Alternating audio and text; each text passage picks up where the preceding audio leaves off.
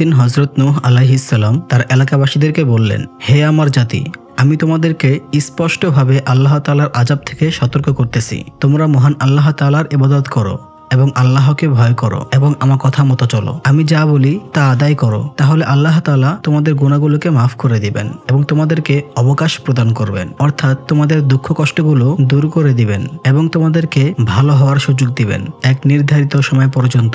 এই সময় যখন শেষ হয়ে যাবে, তোমাদের যখন মৃত্যু হয়ে যাবে, তখন তোমাদেরকে আর অবকাশ দেওয়া হবে না, তওবা করার কোনো সুযোগ থাকবে না। অতএব তোমরা যদি বোঝার মতো জ্ঞান বুদ্ধি থেকে থাকে, তাহলে আমার এই কথাগুলোর উপর আমল করো। নূহ আলাইহিস সালাম এরকম কথা শুনে তার এলাকাবাসীরা হাসি ঠাট্টা শুরু করলো এবং তার কথা কোনো গুরুত্ব দিল না, বরং তার কথাগুলো যেন তাদের কানে না পৌঁছে সেই উদ্দেশ্যে তারা তাদের কানে আঙ্গুল দিয়ে রাখত। হযরত নূহ আলাইহিস সালাম পুরো শহর ঘুরে ঘুরে দিনের দাওয়াত পেশ করতে লাগলেন। তিনি পাহাড়ে উঠে চিৎকার করে বলতে লাগলেন, হে আমার সম্প্রদায়, তোমরা আল্লাহর দাওয়াত গ্রহণ করে খাঁটি ঈমানদারের অন্তর্ভুক্ত হয়ে যাও।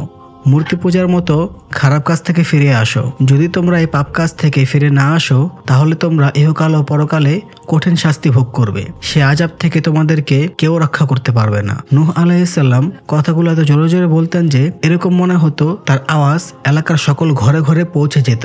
এতে করে এলাকাবাসী খুবই বিরক্ত বোধ করত। তার উপর এলাকাবাসী অনেক ক্ষিপ্ত ছিল। আবার কেউ কেউ তাদের কানে আঙ্গুল দিয়ে রাখতো যেন নূহ আলাইহিস সালামের আওয়াজ তাদের কানে না যায়, এবং নূহ আলাইহিস সালামকে সামনে দেখতে পেলেই তারা মুখে কাপড় দিয়ে মুখ ঢেকে নিত, যাতে করে নূহ আলাইহিস সালাম তাদেরকে দাওয়াত দিতে না পারে। এবং কেউ কেউ বিরক্ত হয়ে তার প্রতি থুতুও নিক্ষেপ করত, কেউ আবার গালিগালাজ করত। কিন্তু তারপরও নূহ আলাইহিস সালাম তাদেরকে দিনের দাওয়াত দিতে বিরত থাকলেন না। তিনি তার মতো করে দিনের দাওয়াত দিতেই থাকলেন এবং বারবার আল্লাহর আযাবের ভয় দেখাতে থাকলেন। অতঃপর এলাকাবাসী বিরক্ত হয়ে নূহ আলাইহিস সালামকে বলতে লাগলো, হে নূহ, আমরা তো তোমার দাওয়াত গ্রহণ করতেছি না। তুমি তো আমাদেরকে প্রায় বছরের পর বছর দাওয়াত দিয়ে যাচ্ছ। কই, আমাদের উপর তো তোমার ওই আল্লাহর কোনো গজব আসতেছে না, সুতরাং আমরা তোমার দাওয়াত গ্রহণ করব না। তুমি তোমার আল্লাহর গজব নিয়ে আসো। আল্লাহ তাআলা এই কথা কোরআনেও নাজিল করেছেন, সূরা হুদ আয়াত নং 32। অতঃপর নূহ আলাইহিস সালাম তাদের কথা শুনে জবাব দিলেন, আল্লাহ তাআলার আযাব আমার আয়ত্তে নয়, তা শুধু তার কাছেই আছে। তিনি আমাকে নবী হিসেবে পাঠিয়েছেন মাত্র। আমি তোমাদেরকে সতর্ক করে যাচ্ছি, আল্লাহ তাআলা চাইলে মুহূর্তের মধ্যেই তার আযাব প্রেরণ করতে পারেন। হযরত নূহ আলাইহিস সালাম যখন তার সম্প্রদায়ের কোনো কথা না শুনে দাওয়াত দিতে লাগলেন এবং তাদের মাঝে দ্রুত গতিতে হেদায়েতের কাজ চালিয়ে যেতে লাগলেন, তখন তারা অত্যন্ত বিরক্ত হয়ে একদিন তাকে খুব প্রহার করলো। এতে করে তার পুরো শরীর রক্তে রঞ্জিত হয়ে গেল, তার শরীরের সমস্ত কাপড় রক্তে লাল হয়ে গেল। এরপর তারা হযরত নূহ আলাইহিস সালামের গলায় রশি বেঁধে টানতে থাকলো। এমতো অবস্থায় তিনি জ্ঞান হারিয়ে ফেললেন। তখন সেই পশুর দল তাকে মাটিতে রেখে চলে গেল। হযরত নূহ আলাইহিস সালাম অনেকক্ষণ এভাবেই মাটিতে পড়ে রইলেন। এই সময় তার একজন ভক্ত তার পাশ দিয়ে যাচ্ছিলেন। তিনি নূহ আলাইহিস সালামের এই অবস্থা দেখে চিৎকার দিয়ে উঠলেন এবং আল্লাহ তাআলার নিকট দুই হাত তুলে বলতেছেন, হে প্রভু, তুমি যে আছো এর প্রমাণ কি? নবীর শরীরের রক্ত মাটিতে প্রবাহিত হচ্ছে। এই অবস্থা আমাদের সহ্য হচ্ছে না। তুমি মহান ও দয়াময় হয়েও এই দৃশ্য কিভাবে মেনে নিচ্ছ?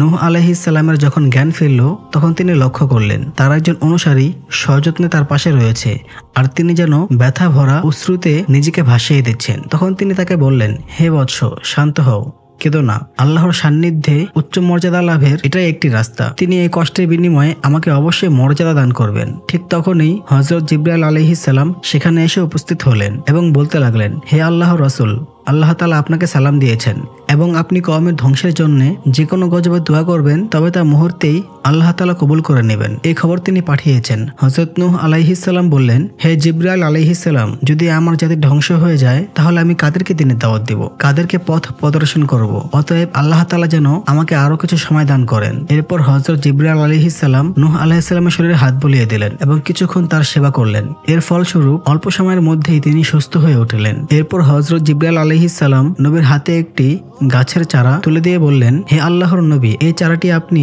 এক নির্দিষ্ট স্থানে রোপণ করুন। অল্প সময়ের মধ্যে এটি এক বিশাল বৃক্ষে রূপান্তরিত হবে। তারপর আল্লাহ তাআলা আপনাকে কি করতে হবে তা জানিয়ে দিবেন।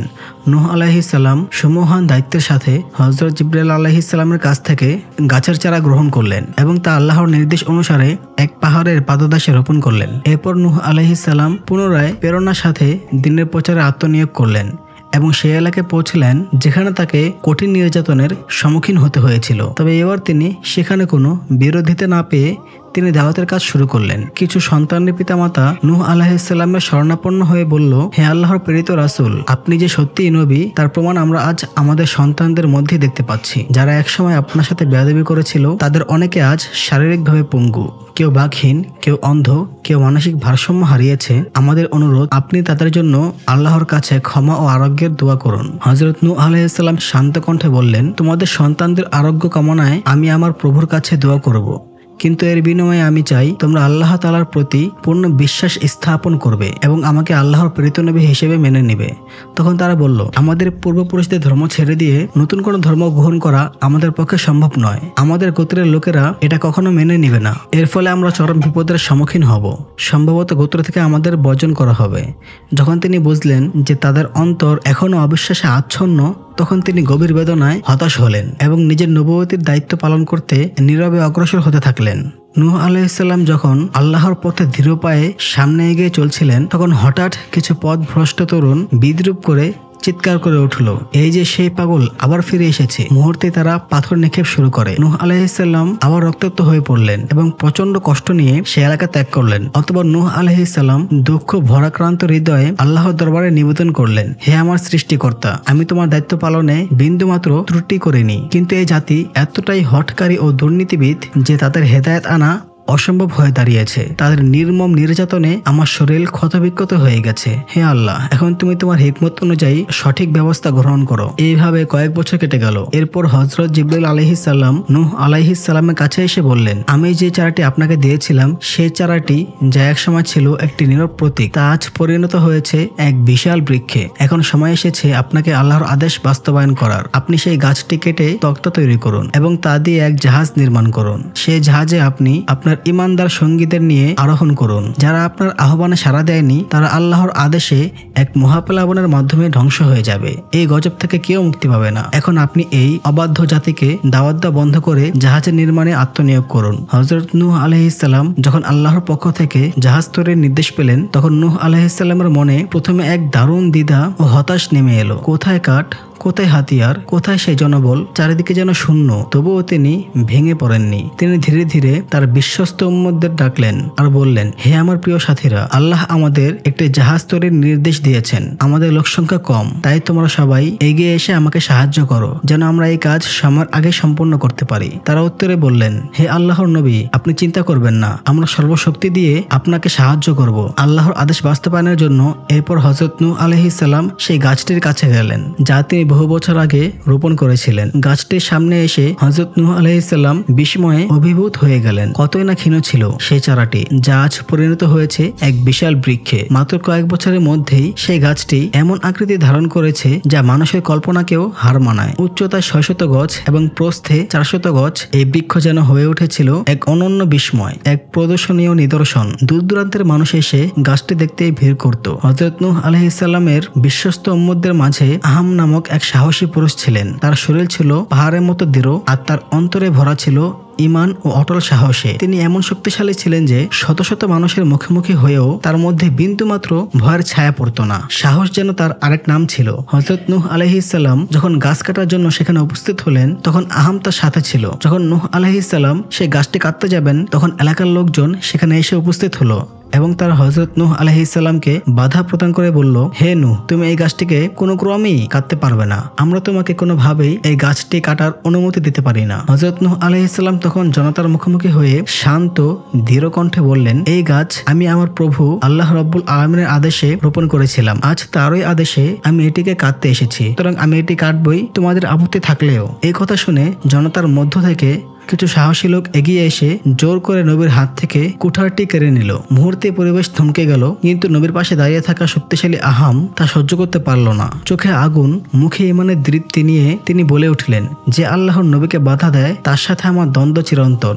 এ কথা বলে আহাম তাদের উপর ঝাঁপিয়ে পড়লেন। মুহূর্তের মধ্যে সংঘর্ষ শুরু হলো। আহাম প্রবল বিক্রমে যুদ্ধ করে 5 জনকে পরাজিত করলেন এবং সেই স্থানেই তাদের মৃত্যু হলো। তারপর তিনি নিজ হাতে কুঠার তুলে নিলেন এবং অল্প সময়ের মধ্যেই সেই বিশাল বৃক্ষটি কেটে ফেললেন। এই দৃশ্য দেখে বাকিরা নিস্তব্ধ হয়ে গেল। কারো সাহস হলো না তাকে আর বাধা দেওয়ার। সবার চোখে তখন আহাম এক প্রবল পরাক্রমশালী। তখন হযরত নূহ আলাইহিস সালাম গাছটি কেটে দিনের পর দিন পরিশ্রম করে তক্তা তৈরি করলেন। গাছের ছোট ছোট ডাল ও শাখাগুলি কেটে প্যারেক বানালেন, সবকিছু আল্লাহর নির্দেশ অনুযায়ী। এরপর তিনি তার জীবনের সমস্ত দাওয়াতি পরিশ্রমের ফল মাত্র 40 জন বিশ্বস্ত উম্মতকে নিয়ে বিশাল এক জাহাজ নির্মাণে মনোনিবেশন করলেন।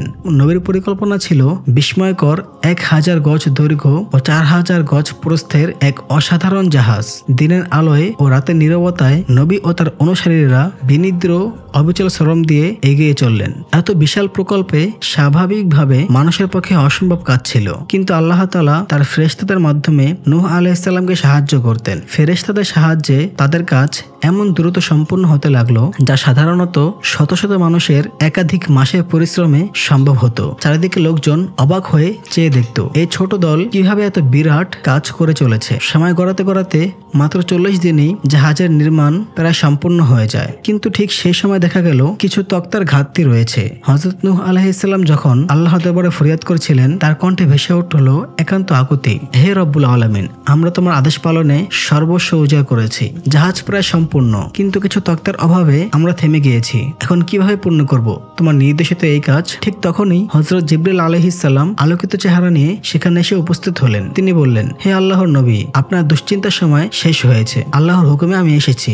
নীল নদের তলদেশে কিছু প্রাচীন তক্তা রয়েছে, সেগুলি আল্লাহ আপনাদের জন্য প্রস্তুত রেখেছেন। আপনি সেগুলি উত্তোলন করে জাহাজের বাকি কাজ সম্পূর্ণ করুন। হযরত নূহ আলাইহিস সালাম হযরত জিবরিল আলাইহিস সালামের কাছ থেকে বার্তা পেয়ে কিছুক্ষণের জন্য চুপ হয়ে গেলেন। তিনি ভাবতে লাগলেন, নীল নদের তলদেশে যে কাঠ রয়েছে তা তো গভীর জলের নিচে, কিভাবে সেগুলো উত্তোলন করবেন? এই কাজ তো সাধ্যের বাহিরে। তিনি তখন তার বিশ্বস্ত উম্মতদেরকে ডেকে একটি পরামর্শ সভা করলেন। সকলেই চুপচাপ, কেউ বুঝে উঠতে পারছিল না কিভাবে এই অসম্ভব কাজটি সম্ভব করা যায়। সে সময় একজন উম্মত বললেন, হে আল্লাহর নবী, আমাদের দেশে এক ব্যক্তি আছেন যার নাম উস বিন উনুক। তিনি অসাধারণ শক্তিধর এবং দীর্ঘকায় এবং অনেক লম্বা ও অনেক শক্তিশালী। সমুদ্রের গভীরে নেমে অনায়াসে মাছ ধরে আনেন। আমার মতে আমরা যদি তাকে কিছু খাবার দেই এবং ভালোভাবে অনুরোধ করি, তবে তিনি হয়তো এই কাঠগুলো নদী থেকে তুলে দিতে রাজি হবেন। উস বিন উনুক ছিলেন হযরত আদম আলাইহিস সালামের এক আশ্চর্য সন্তান। অপ্রতিদ্বন্দ্বী শক্তির ধারক, কিন্তু হৃদয় ধারিত ছিলেন শিশুর সরলতা। তার দেহ ছিল অত্যন্ত লম্বা,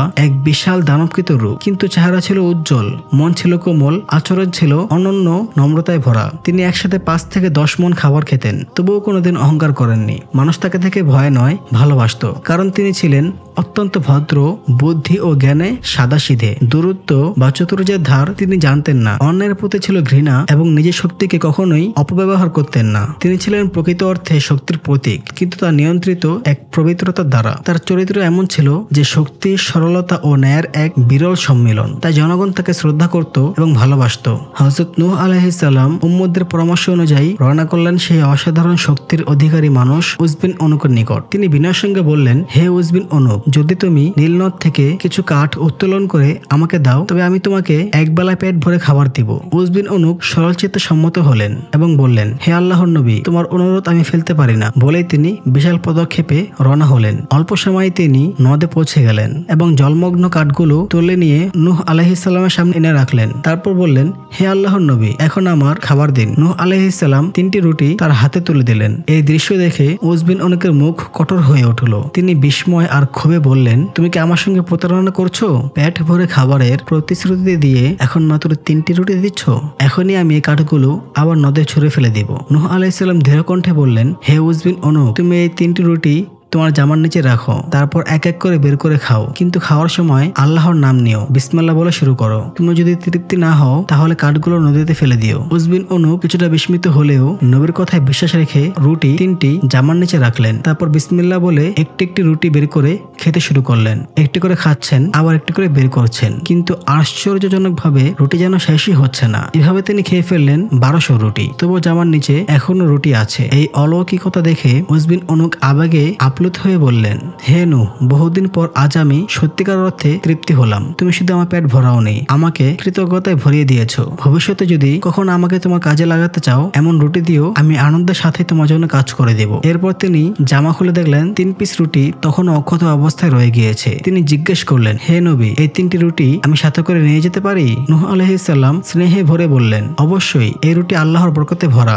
মনে রেখো, এই রুটি দিয়ে তুমি অনেকদিন চলতে পারবে। এই কথা শুনে উজবিন অনুক খুশি মনে রুটি গুছিয়ে নিলেন এবং নবীর প্রতি কৃতজ্ঞতা প্রকাশ করে বিদায় নিলেন। উজবিন অনুকে সংগ্রহ করে আনা নীল নদের তলদেশের কাঠগুলো যেন ছিল এক অলৌকিক সমাধান, আল্লাহর তরফ থেকে প্রেরিত এক উপহার। সেই কাঠ হাতে পেয়ে হযরত নূহ আলাইহিস সালাম ও তার সঙ্গীদের মধ্যে এক নতুন উদ্যম জেগে উঠল। নবী বললেন, হে আমার প্রিয় উম্মতগণ, আমরা আল্লাহর নির্দেশিত কাজের একেবারে দ্বার প্রান্তে পৌঁছে গেছি। এবার আমাদের পূর্ণ মনোযোগ দিয়ে এই কাজ সমাপ্ত করতে হবে। তারপর তারা আবার শুরু করলেন দিনরাত পরিশ্রম। কেউ কাঠ কাটছে, কেউ প্যারেক ঠুকছে, কেউ কাঠের গাঁথনি পরীক্ষা করছে। প্রত্যেকে যেন আত্মার তৃপ্তি নিয়ে এই পবিত্র জাহাজের নির্মাণে নিজেদের নিয়োজিত করলেন। নবী নিজেও ছিলেন সবার সঙ্গে কাঁধে কাঁধ মিলিয়ে। তার চোখে ছিল লক্ষ্যভেদী দৃঢ়তা এবং হৃদয়ে ছিল আল্লাহর প্রতি পূর্ণ ভরসা। সপ্তাহখানেকের মধ্যেই জাহাজের সব কাজ সম্পূর্ণ হয়ে গেল।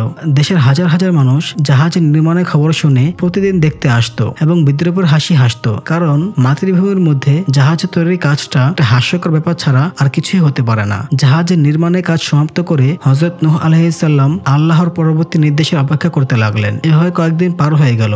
হঠাৎ একদিন দেখা গেল কারা যেন রাতের অন্ধকারে জাহাজের মধ্যে পায়খানা প্রস্রাব করে সর্বনাশ করে ফেলেছে। হযরত নূহ আলাইহিস সালামের বুঝতে আর বাকি রইল না যে এটা কাদের কাজ। তিনি ছিলেন অত্যন্ত দুর্বল, তাদের সাথে মোকাবেলা করার শক্তি তার ছিল না। তাই তিনি আর তাদের সাথে মোকাবেলা করার জন্য অগ্রসর হলেন না, কোনো পদক্ষেপও গ্রহণ করলেন না। বরং তিনি আল্লাহ রাব্বুল আলামিনের দরবারে দোয়া করলেন, হে প্রভু, যারা আমার জাহাজের এই অবস্থা করেছে, আপনি তাদের ব্যবস্থা গ্রহণ করুন। ওদিকে বিধর্মীরা উল্লাস করে জাহাজে পায়খানা করতে লাগলো। দিন দিন তাদের সংখ্যা বৃদ্ধি পেতে থাকলো। এখন শুধু রাতেই নয়, দিনের বেলাতেও দলে দলে মানুষ এসে জাহাজে প্রস্রাব পায়খানা করতে লাগলো। এইভাবে বহুদিন যাবত চলতে থাকলো। শেষে দেখা গেল পুরো জাহাজ পায়খানা প্রস্রাবে একেবারে ভর্তি হয়ে গেছে। হযরত নূহ আলাইহিস সালাম মাঝে মাঝে এসে দূর থেকে এই দৃশ্য দেখতেন আর বুক ভাসিয়ে কাঁদতেন। এই অবস্থার মাঝে একদিন এক অন্ধ লোক জাহাজে পায়খানা করতে গিয়ে পা ফসকে জাহাজের ভিতরে পড়ে গেল এবং সে মলমূত্রের মধ্যে একেবারে ডুবে গেল। এরপর সে কোনোভাবে সাঁতরে সাঁতরে জাহাজের উপর উঠে এলো। তখন সে লক্ষ্য করলো তার চোখের অন্ধত্ব দূর হয়ে গেছে। শ্যামল ধরনী তার রূপ নিয়ে তার সামনে হাজির হয়েছে। সে আনন্দে আত্মহারা হয়ে নিজের গোত্রের কাছে ছুটে গেল এবং বলল, আমি নূহের নৌকায় পায়খানা করতে গিয়েছিলাম, কিন্তু পায়খানা করতে গিয়ে আমি নৌকার ভিতরে পড়ে যাই এবং মলমূত্রে একেবারে ডুবে যাই। এরপর আমি কোনো রকম ভাবে নৌকার উপরে উঠে আসি আর দেখি আমার চোখের অন্ধত্ব দূর হয়ে গেছে। এখন আমি সবকিছু দেখতে পাচ্ছি। গোত্রের লোকেরা তার এই বক্তব্য প্রথমে বিশ্বাস করতে পারল না। পরবর্তীতে তাকে নানা রকম ভাবে পরীক্ষা নিরীক্ষার মাধ্যমে যাচাই করা হলো। আলোর ঝলক, অজানা মুখ, দূরের বস্তু কিংবা রবের তারতম্য সবকিছু সে নিখুঁতভাবে চিনে নিতে পারছিল। তার চোখের দৃষ্টি একেবারে স্বাভাবিক হয়ে গেছে। এতে আর কারো সন্দেহ রইল না। অতঃপর এই অলৌকিক ঘটনা খবর বিদ্যুতের গতিতে চারিদিক ছড়িয়ে পড়ল। ঘটনার সত্যতা যাচাই করতে একদল কৌতূহলী লোক গভীর রাতে আরেকজন অন্ধ লোককে নিয়ে গোপনে নূহ আলাইহিস সালামের জাহাজের ভিতরে ফেলে দিল। অন্ধ লোকটি মলমূত্রে ভর্তি। সে জাহাজের মধ্যে চুবুনি খেয়ে কোনো রকমে উপরে উঠে এলো। আর তখনই বিস্ময়কর এক ঘটনা ঘটে গেল। সে চোখ মিলে চারিদিক দেখতে পেল। আকাশ, মাটি, তারা, গাছপালা, মানুষের মুখ সবকিছু যেন নতুন করে আবিষ্কার করলো। তার দৃষ্টিশক্তি একেবারে ফিরে এসেছে। দুইজন অন্ধ ব্যক্তি পরপর এমন অলৌকিক উপায়ে দৃষ্টি ফিরে পাওয়ার পর দেশে শুরু হলো তীব্র আলোড়ন। চারিদিকে চৌর হয়ে গেল। নূহের নৌকায় কি রহস্যময় শক্তি লুকিয়ে আছে? এখন আর কেউ নূহ আলাইহিস সালামের জাহাজে পায়খানা করার জন্য কেউ যায় না, বরং সেই পবিত্র জাহাজ যেন এক অলৌকিক চিকিৎসা কেন্দ্রে পরিণত হলো। শুধু অন্ধরা এখন সেখানে যাতায়াত করে, আর যারাই গিয়ে ডুবে আসে আল্লাহর অশেষ রহমতে তাদের দৃষ্টিশক্তি ফিরে আসে। এই জন্য এক বিস্ময়কর কুদরত। দিনকে দিন সেই জাহাজে আসতে শুরু করলো পঙ্গু ও অচল মানুষরাও। অনেকে লাঠি ভর দিয়ে, কেউ বা সহায় হয়ে সেই জাহাজে ডুব দিতে লাগলো এবং আল্লাহর অপার রহমতে তারাও আরোগ্য লাভ করতে লাগলো। হাঁটতে পারত না যারা, তারা ফিরে পেল চলার শক্তি। যারা পক্ষাঘাতে জর্জরিত ছিল তারাও ফিরে পেল গতিশীলতা। এরপর শুরু হলো নানান ধরনের জটিল ব্যাধিতে আক্রমণের মানুষের ঢল। যে যার রোগ নিয়ে হাজির হতো সেই নূহ আলাইহিস সালামের জাহাজে ডুব দিত আর মুহূর্তের মধ্যেই ফিরে পেত সুস্থতা ও প্রশান্তি। জাহাজটি যেন হয়ে উঠল এক আল্লাহর কুদরতি রহমতের ঝর্ণাধার, যার প্রবাহে মানুষ ফিরে পাচ্ছিল নতুন জীবন, নতুন আশা। তখন দেশ বিদেশের মানুষের ঢল নামলো নূহ আলাইহিস সালামের জাহাজের দিকে। দূর দূরান্ত থেকে লোকজন ছুটে আসতে লাগলো, শুধু নিজেদের রোগ নিরাময়ের আশায় নয়, জাহাজের মলমূত্র সংগ্রহের উদ্দেশ্যেও। তারা পাত্রে পাত্রে সেই মলমূত্র ভরে নিয়ে যেত, যেন তা ছিল কোনো মহা ঔষধ বা দুনিয়ার শ্রেষ্ঠতম ঔষধ। এভাবে চলতে চলতে একসময় জাহাজের সমস্ত মলমূত্র ফুরিয়ে গেল, কিন্তু মানুষের ঢল থামলো না। তারা তখন জাহাজ ধুয়ে সেই ধোয়া পানি সংগ্রহ করা শুরু করলো। জাহাজের প্রতিটি ফোঁটা পানি যেন হয়ে উঠলো আরোগ্য লাভের কুদরত। শেষের দিকে এই ধোয়া পানি নেওয়ার জন্য মানুষের মাঝে শুরু হলো প্রতিযোগিতা ও ঠেলাঠেলি, কার আগে কে জোগাড় করতে পারে সেই অলৌকিক ধারা। এভাবে হযরত নূহ আলাইহিস সালামের জাহাজ পরিণত হলো একেবারে ঝকঝকে, পরিষ্কার ও পবিত্র। যে জাহাজ একদিন ছিল মানুষের বিদ্রুপের পাত্র, তাই আজ মানুষের আশার আলো হয়ে দাঁড়িয়ে রইল। অতঃপর আল্লাহ তাআলা হযরত নূহ আলাইহিস সালামকে আদেশ দিলেন, হে নূহ, তুমি তোমার খাঁটি উম্মতদের এবং পৃথিবীর সমস্ত পশু পাখিদের একজোড়া করে জাহাজে তুলে নাও। হযরত নূহ আলাইহিস সালাম এই মহান আদেশ পেয়ে কিছুটা বিভ্রান্ত বোধ করলেন, কারণ পৃথিবীর নানা প্রান্তে নানা প্রকার প্রাণী বাস করে। সারা পৃথিবী ঘুরে অল্প সময়ের মধ্যে কিভাবে তিনি সকল প্রাণীকে একত্র করবেন, এই চিন্তা তাকে অত্যন্ত কঠিন মনে হতে লাগলো। ঠিক তখনই হযরত জিবরাইল আলাইহিস সালাম নবীর কাছে উপস্থিত হয়ে বললেন, হে আল্লাহর নবী, এই বিষয়ে আপনি কোনো চিন্তা করবেন না, আল্লাহ তাআলা আপনাকে সাহায্য করবেন। নবী এই কথা শুনে আশ্বস্ত হলেন। হযরত জিবরাইল আলাইহিস সালাম আরো বললেন, আপনি বিলম্ব না করে এই কাজটি সমাধান করুন, কারণ কিছুদিনের মধ্যেই এক মহাপ্লাবন আসবে যা পৃথিবীকে তলিয়ে দিবে। এই কথা শুনে হযরত নূহ আলাইহিস সালাম আরো দৃঢ় প্রতিজ্ঞ হয়ে কাজ শুরু করলেন। জানতেন যে আল্লাহর নির্দেশ পালন করা তার জন্য এক অতি গুরুতর দায়িত্ব। অতঃপর হযরত নূহ আলাইহিস সালাম আর কোনো বিলম্ব না করে আল্লাহ তাআলার নির্দেশ অনুযায়ী পৃথিবীর নানান প্রান্তে সফর করতে লাগলেন। তিনি আল্লাহর রহমতে বিভিন্ন অঞ্চল থেকে নানান জাতের প্রাণী ও বৃক্ষ সংগ্রহ করলেন এবং সেগুলোকে তার তরিকিত জাহাজে স্থান দিলেন। এরপর তিনি তার আত্মীয় স্বজন, বন্ধু বান্ধব ও নিকটবর্তীদের উদ্দেশ্যে সতর্কবাণী উচ্চারণ করলেন আর বললেন, অচিরেই আল্লাহ রাব্বুল আলামিনের পক্ষ থেকে এক মহাপ্লাবন আসবে যা সমস্ত পৃথিবীকে ডুবিয়ে দিবে। তোমরা সকলে আমার জাহাজে আশ্রয় গ্রহণ করো, এটাই তোমাদের রক্ষার একমাত্র উপায়। কিন্তু হযরত নূহ আলাইহিস সালামের এই আন্তরিক ও সতর্ক আহ্বানেও তারা কর্ণপাত করলো না, বরং বিদ্রুপ ভরে উত্তর দিল, তোমার এই কথাগুলো আমরা বিশ্বাস করি না, তোমার এই জাহাজে আশ্রয় নেওয়ার কোনো প্রয়োজন আমাদের নেই। ইতিমধ্যেই এক আশ্চর্য দৃশ্য পরিলক্ষিত হতে লাগলো। বন জঙ্গলের পশু পাখিরা যেন কোনো সংবাদ ছাড়াই নিজে নিজেই দলে দলে এসে হাজির হতে লাগলো। হযরত নূহ আলাইহিস সালামের জাহাজের পাশে তারা কারো ডাক ছাড়াই, পথ না জেনেও সঠিক গন্তব্যে পৌঁছে গেল। যেন অদৃশ্য এক শক্তির নির্দেশে তারা চলিত হচ্ছিল। বাঘ, সিংহ থেকে শুরু করে হরিণ, হাতি, পাখি, এমনকি ক্ষুদ্র পোকামাকড় পর্যন্ত এক এক করে জাহাজের কাছে এসে জড়ো হতে লাগলো। দৃশ্যটি ছিল অবর্ণনীয়। প্রকৃতি যেন নিজ হাতে আল্লাহর আদেশ বাস্তবায়ন করছিল। অতঃপর হযরত নূহ আলাইহিস সালাম আল্লাহর নির্দেশ অনুসারে প্রাণীদের জাহাজে ওঠার সুব্যবস্থা করে দিলেন। এরই মধ্যে হযরত নূহ আলাইহিস সালামের আত্মীয় স্বজন ও আশেপাশে জাহাজে আশ্রয় গ্রহণকারীদের সংখ্যা ছিল অল্প। গুটি কয়েক বিশ্বাসী যারা আল্লাহর পথে অবিচল ছিলেন। কিন্তু হৃদয়ের গভীরে যেটি সবচেয়ে বেশি ব্যথা দিচ্ছিল তা ছিল তার নিজের রক্তের সন্তান পুত্র কেনান। হযরত নূহ আলাইহিস সালাম বারবার তাকে ডেকে বললেন, হে বৎস, ফিরে এসো, আল্লাহ রাব্বুল আলামিন মহাপ্লাবনের মাধ্যমে এই পৃথিবীকে ধ্বংস করে দিবেন, কোনো কিছুই অবশিষ্ট থাকবে না, তুমি এখনই জাহাজে উঠে পড়ো, এটাই তোমার জন্য মুক্তির পথ। কিন্তু কেনান সব কথার উত্তর দিল অবজ্ঞায়। সে নবীর সতর্কবাণীকে অস্বীকার করলো এবং জাহাজে উঠতে অস্বীকৃতি জানালো। তার অবাধ্যতা দেখে হযরত নূহ আলাইহিস সালাম ব্যথিত ও ক্রোধান্বিত হয়ে বলল, উঠ শয়তান, উঠ, জাহাজে উঠে বস। এই কথা উচ্চারণের সাথে সাথেই শয়তান ইবলিস সবার অগোচরে লাফিয়ে জাহাজে উঠে পড়ল। কেউ তা বুঝতেই পারলো না। আর নূহ আলাইহিস সালামও তখন বিষয়টি অনুধাবন করতে পারেনি। অন্যদিকে কেনান তবুও অনড়, সে বিশ্বাস করলো না, জাহাজে উঠল না। আকাশে তখন গর্জে উঠছিল মেঘ, বাতাস ছিল অস্থির, প্রকৃতি দিচ্ছিল এক ভয়াল ইঙ্গিত। তখন হযরত নূহ আলাইহিস সালাম অসহায় হৃদয়ে মুখ তুলে বললেন, হে প্রভু, আপনি তো বলেছিলেন আমার পরিবারকে রক্ষা করবেন, কেনন তো আমারই সন্তান, তাকেও রক্ষা করুন।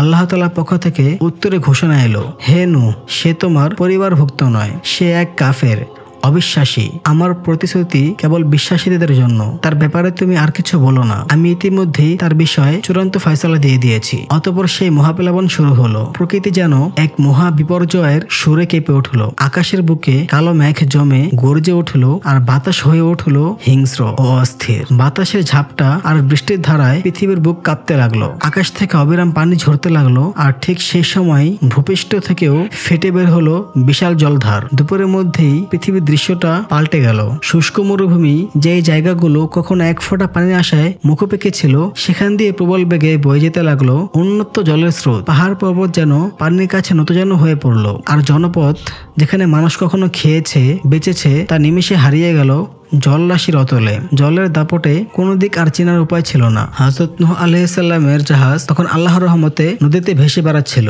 সেই উত্তাল প্লাবনের মাঝে, যেমনটি আল্লাহ তাআলা চেয়েছিলেন। তখন কিছু লোক পানির উপর দিয়ে সাঁতরে সাঁতরে হযরত নূহ আলাইহিস সালামের জাহাজের নিকট আসতে চেষ্টা করছিল। এক হৃদয় বিদারক দৃশ্য, যেখানে কেউ বিপদের ভয়ে ছুটে আসছে আর কেউ বা সে আশ্রয়ের দ্বারে দাঁড়িয়ে আছে। এমন সময় নূহ আলাইহিস সালাম আল্লাহর নির্দেশে তার অনুসারীদের জাহাজে ওঠার আহ্বান জানালেন। এই মুহূর্তটির পবিত্রতা ও গুরুত্ব কোরআনে খুবই গভীরভাবে বর্ণিত হয়েছে। সূরা হুদ আয়াত নং 41, ওয়াকাল আরকাবু ফিহা বিসমিল্লাহি মাজরিহা ওয়া মুরসাহা ইন্না রাব্বি লাগফুরুর রহিম। অর্থাৎ নূহ আলাইহিস সালাম বললেন, তোমরা এতে আরোহণ করো, আল্লাহর নামে এটা চলবে এবং এখানেই থেমে থাকবে। নিঃসন্দেহে আমার রব অতি ক্ষমাশীল, পরম দয়ালু। বালুকাময় শুষ্ক মরুভূমিতে প্রলয়ঙ্করী স্রোতের প্রবাহ, এমন ঘটনা কেবল রূপকথার পাতায় মানায়, বাস্তবে নয়। তাই হযরত নূহ আলাইহিস সালামের জাহাজ নির্মাণকে কেন্দ্র করে দেশের প্রভাবশালী নেতৃস্থানীয় ব্যক্তিবর্গ থেকে শুরু করে সাধারণ মানুষ পর্যন্ত সবাই হাসি ঠাট্টা ও তিরস্কার চোখে দেখত। তাই তারা বলতো, মরুভূমিতে আবার জাহাজ কিসের?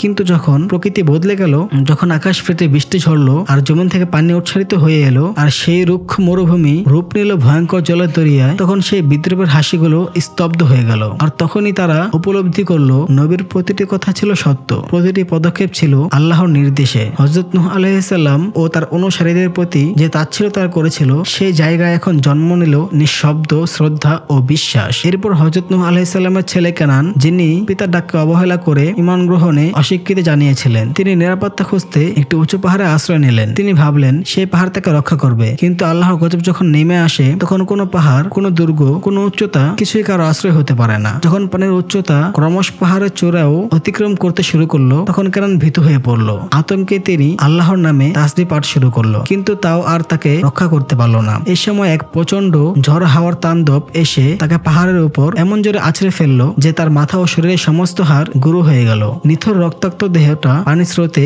ভেসে চলল। এমন এক ভয়ঙ্কর দুর্যোগময় সময়, যখন আকাশ কাঁপছে, জমিন গিলছে, পাহাড় ডুবে যাচ্ছে, সেই মুহূর্তে হযরত নূহ আলাইহিস সালাম আল্লাহর আদেশ মতো তার ঈমানদার সাথী সঙ্গী ও প্রতিটি জোড়া জোড়া জীবজন্তুকে নিয়ে জাহাজের নিরাপদ অবস্থান করেছিলেন। চারিদিকে ধ্বংসের চিহ্ন, অথচ সে জাহাজ ছিল এক টুকরো নিরাপদ নৌকা। আল্লাহর রহমতের প্রতীক। জাহাজ যেন আপন গতিতে চলছিল। গন্তব্য অজানা, যাত্রীরা জানতেন না তারা কোথায় যাচ্ছেন কিংবা কোথায় থামবেন, তবে তারা নিশ্চিত ছিলেন যিনি তাদের এই জাহাজে উঠিয়েছেন তিনি নিজে তাদের গন্তব্যে পৌঁছে দিবেন। আল্লাহ তাআলা তার কুদরতের দ্বারা সেই জাহাজটিকে রক্ষা করলেন, যাতে কোনো ঢেউ তাকে ধাক্কা দিতে না পারে, কোনো ঝড় তার গতি থামাতে না পারে। এমনকি অধিকাংশ সময় সেই জাহাজ আল্লাহর ঘর বায়তুল্লাহর চারপাশে ঘুরে ঘুরে তাওয়াফ করছিল, সৃষ্টি আর স্রষ্টার এক অপূর্ব রহস্যময় সংযোগ তৈরি করছিল। জাহাজের ভিতর থাকা মানুষগুলো বাইরের সেই ভয়াল প্রলয়ের চিত্র পুরোপুরি উপলব্ধি করতে পারছিল না। তারা ছিলেন একটি নিরাপদ আবরণে, যেন আল্লাহর কোলের আশ্রয়ে। সময় কাটছিল ধৈর্যের, আল্লাহর জিকির ও তাওয়াক্কুলের মধ্য দিয়ে। অনেকদিন জাহাজের গহীনে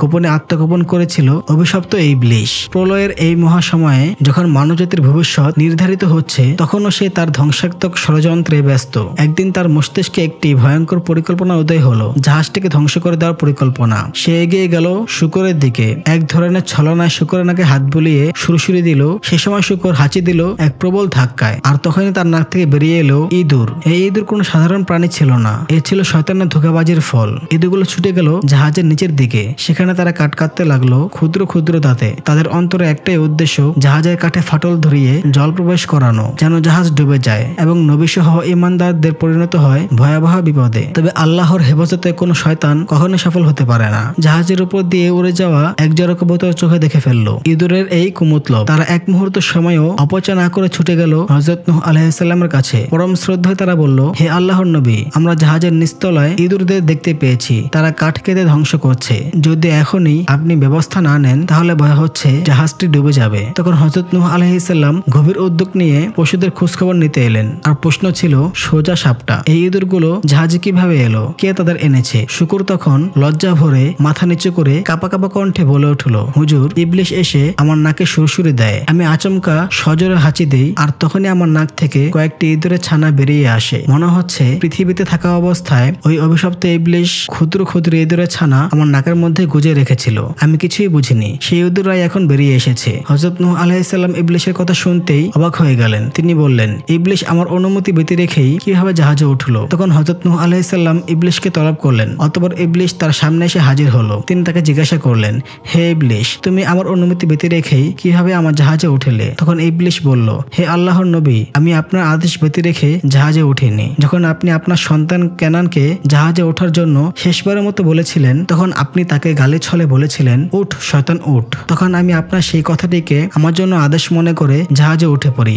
আমাকে কোনোভাবে আপনি অবৈধ অনুপ্রবেশকারী বলতে পারবেন না। হযরত নূহ আলাইহিস সালাম ইবলিশের এই কথা শুনে একেবারে নির্বাক হয়ে গেলেন। অতঃপর হযরত নূহ আলাইহিস সালাম জাহাজের ভবিষ্যৎ নিরাপত্তা নিয়ে গভীরভাবে ভাবতে লাগলেন। ইবলিশের ষড়যন্ত্র, ইঁদুরের কর্মকাণ্ড সব মিলিয়ে তার মনে এক অস্থিরতা কাজ করছিল। তখন তিনি একটি পথ খুঁজতে লাগলেন যাতে জাহাজ আর কখনো এমন হুমকিতে না পড়ে। এই চিন্তার মাঝেই তিনি বাঘের দিকে এগিয়ে গেলেন। আল্লাহর অনুমতিতে তিনি বাঘের উপর স্নেহের হাত বুলিয়ে দিলেন। তখনই আশ্চর্যজনকভাবে বাঘের শরীর থেকে জন্ম নিল একটি ছোট চটপটে প্রাণী, বিড়াল। নূহ আলাইহিস সালাম বিড়ালের দিকে তাকিয়ে বললেন, হে বিড়াল, তোমার সৃষ্টি হয়েছে জাহাজের নিরাপত্তার জন্য। এখনই যাও, যে ইঁদুরগুলো জাহাজ কাটছে তাদের ধরে আমার সামনে হাজির করো। নূহ আলাইহিস সালামের আদেশ পেয়ে বিড়াল দৌড়ে গিয়ে মুহূর্তের মধ্যেই ইঁদুরদের ধরে নিয়ে এলো। ইঁদুরগুলো ভীত হয়ে কাঁপতে কাঁপতে নূহ আলাইহিস সালামের সামনে হাজির হলো। সবার সামনে তারা কাকতি মিনতি করে বলল, হে আল্লাহর নবী, আমরা ইবলিশকে একজন জ্ঞানী ও গুরুত্বপূর্ণ ব্যক্তি ভেবে তার কথায় প্রতারিত হয়ে জাহাজ কাটতে গিয়েছিলাম। আমরা বুঝতেই পারিনি